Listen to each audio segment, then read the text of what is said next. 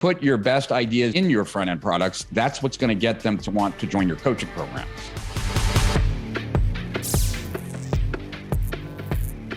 If you sell something because you believe in it, not that you believe in it because you sell it, but the other way, you sell it because you believe in it, that you believe that your prospects would greatly benefit from the thing that you offer them. And your prospects are not, they're not buying, not all of them, then odds are it's because they haven't reached the same conclusions that you've reached. And the reason that you've reached the conclusions that you've reached is that you've had, certain experiences that have led you to that conclusion, whatever it is, whether you've learned certain things, noticed certain things, spoken to certain people, whatever it is, you didn't come to this belief out of nowhere. And so one way of looking at marketing is taking your prospects through an abbreviated, accelerated version of that so that they can come to the same conclusion. So that's like one thought that I've had ever since we had that conversation. And actually, I've used that when I'm teaching marketing sometimes to people who are brand new, like it's a good way for them to start thinking about it. Yeah. So that was like a point of reference. And then there was this second point of reference that I was listening to a Dan Kennedy program on coaching and consulting. And I'll never forget this because there was a product, right? And then there was like a series of 4 calls. And on one of the calls, someone asked a question. And the question was, I have no front-end products. I'm afraid of taking the material from my coaching program and putting them in my front-end products because I'm afraid I'll cannibalize my coaching program. And I don't remember exactly how he worded the question, but that was the question. I do remember verbatim what Dan said, because that kind of got seared in my mind. He just kind of, first he laughed at him. He chuckled. And then he said, Bubba, you just don't get it. And then he said, you put your best ideas in your front end products. That's what's going to get them to want to join your coaching program.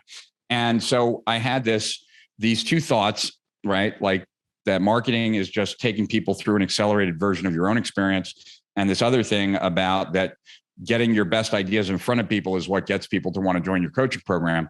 And so I just combined those 2, removed the idea of charging people for a front-end product, and decided to write a report that would literally give people a perspective of some of the things that I had experienced, that I noticed, that I believed that when other people saw it, they would feel that, oh, if I did that, my life would be easier and I would make more money. And so like by taking people through process maps, which nobody at that time had seen, and then showing them what swim lanes are and how like a process could be broken apart in my business that showed like the handoffs and when and who, and people would see that and say, wow, that would be a lot. If I had those, that would be a lot easier. Then the next thing. And so like after a couple of different experiences like that, having read the report, they would come to a conclusion that I came to, which was they'd be making more money if they understood business the way I did.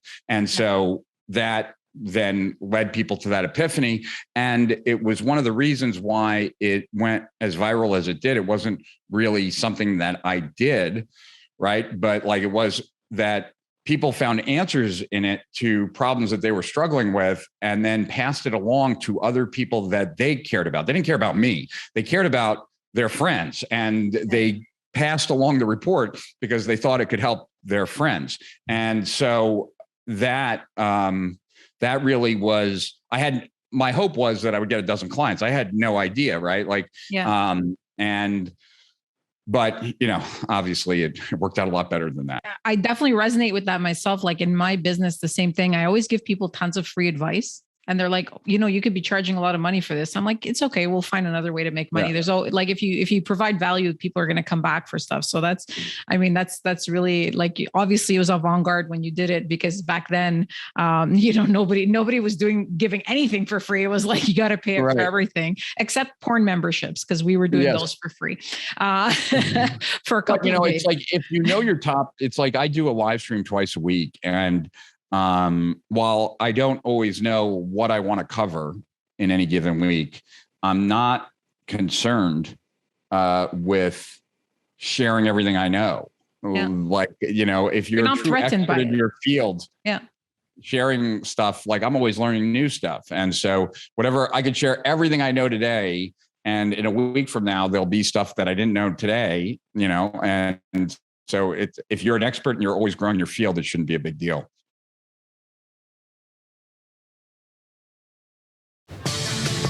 Hope you found today's session valuable.